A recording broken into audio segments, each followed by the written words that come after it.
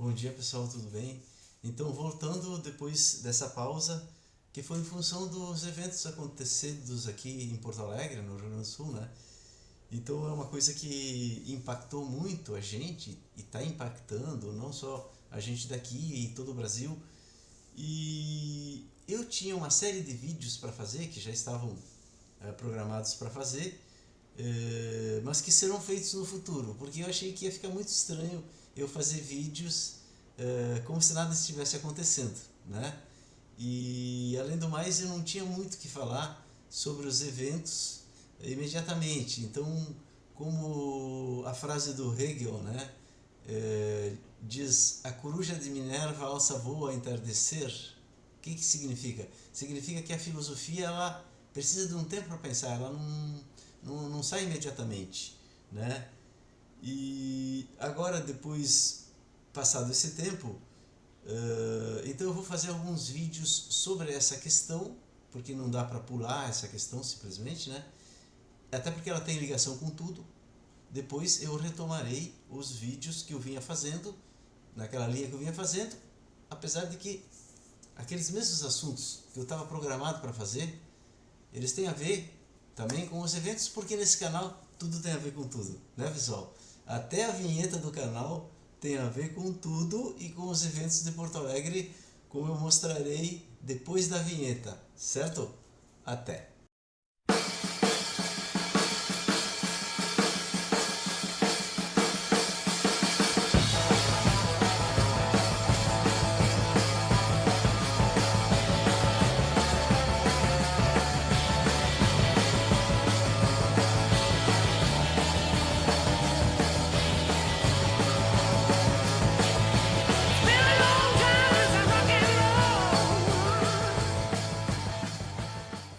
Então, pessoal, o que a vinheta tem a ver com os eventos? Se vocês repararem, a vinheta é um cara, né, com um computador ou um notebook, alguma coisa assim, pensando e escrevendo. Pretensamente sou eu, né?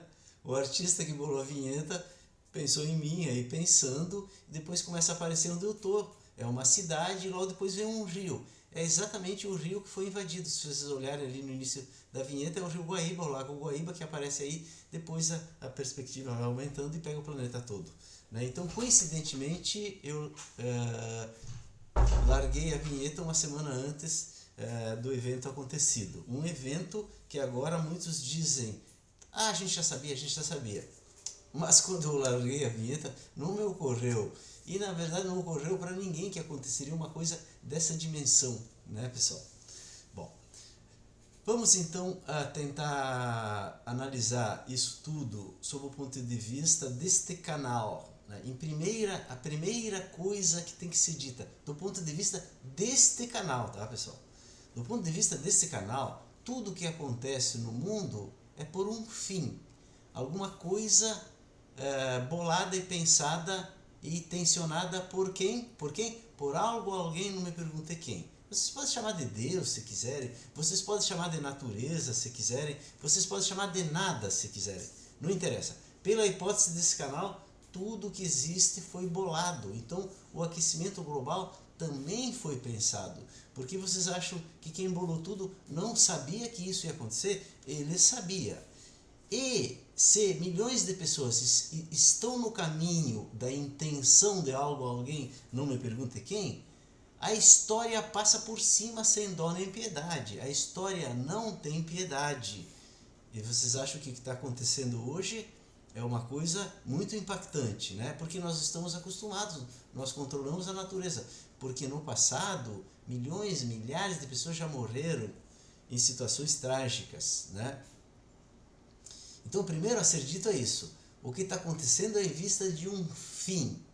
Qual o fim nós estamos tentando compreender? Do ponto de vista desse canal, o fim é a felicidade.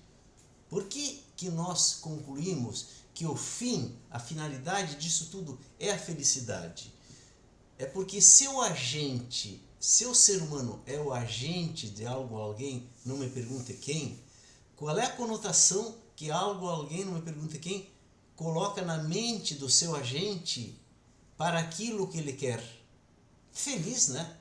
Eu tenho que buscar, eu tenho que ter noção de felicidade naquilo que eu estou buscando. E eu que vou buscar, eu que vou construir. O ser humano tem desejos. Ele olha para os seus desejos e diz assim, mas não são possíveis, não são possíveis. Mas eu não sei se eles são ou não possíveis. Eu não posso, como filósofo, saber. Eu acho que se tudo caminha num sentido e o ser humano quer a felicidade, pela lógica, talvez seja possível, só que eu ainda não sei como fazer. Vocês me entendem? Então, toda a dor e todo o sofrimento, não só nosso, mas de todas as pessoas que já existiram, certo? Que morreram, ela só pode ser sanada se elas voltarem a viver. A única maneira de sanar todo o sofrimento já acontecido é se tudo voltar a viver. Ah, mas isso parece impossível.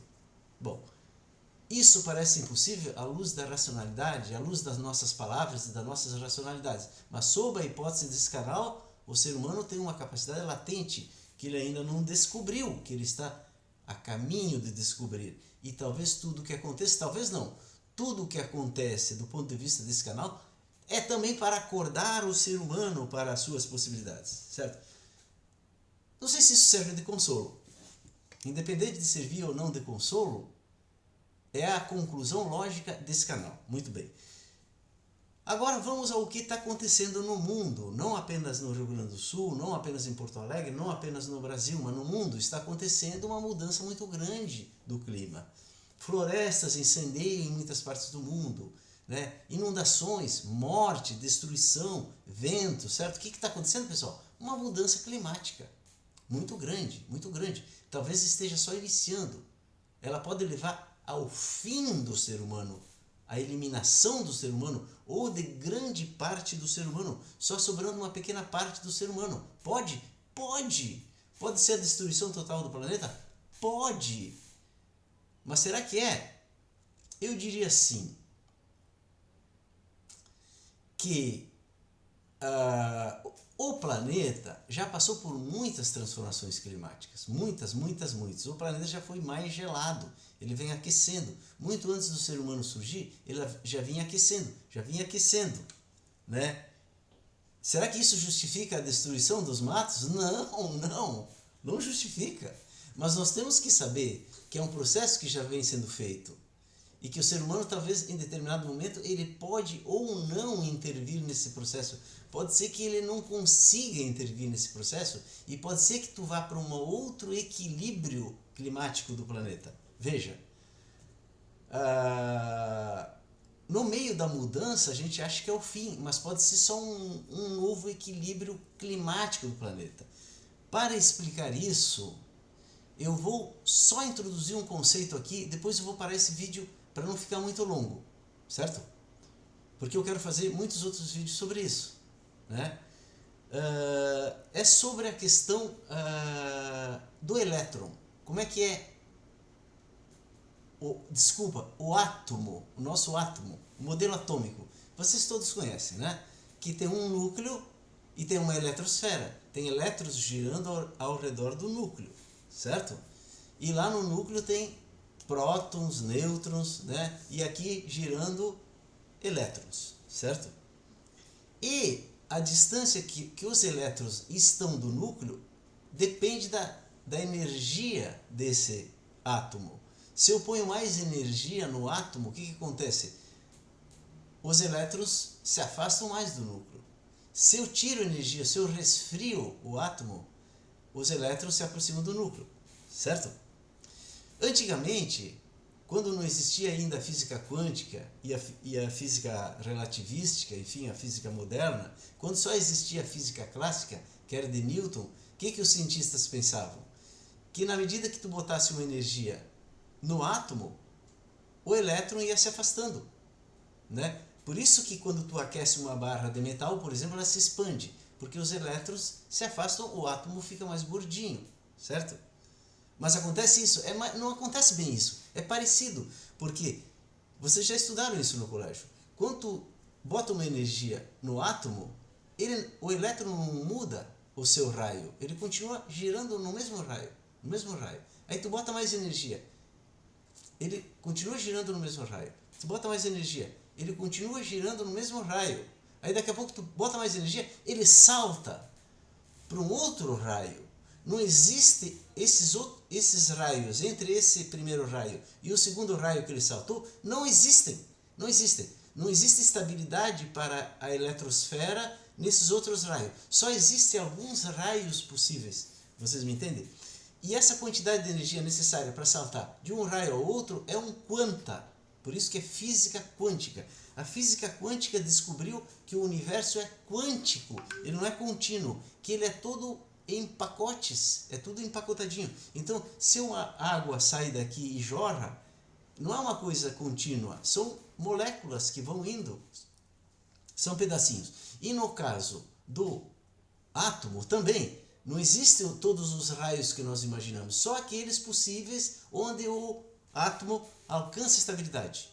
Isso é muito importante, porque quando tu olha assim a evolução, tu diz, aqui está um primata e aqui está o ser humano. Eu vou descobrir os elos que estão aqui no meio. Não existem elos aqui no meio.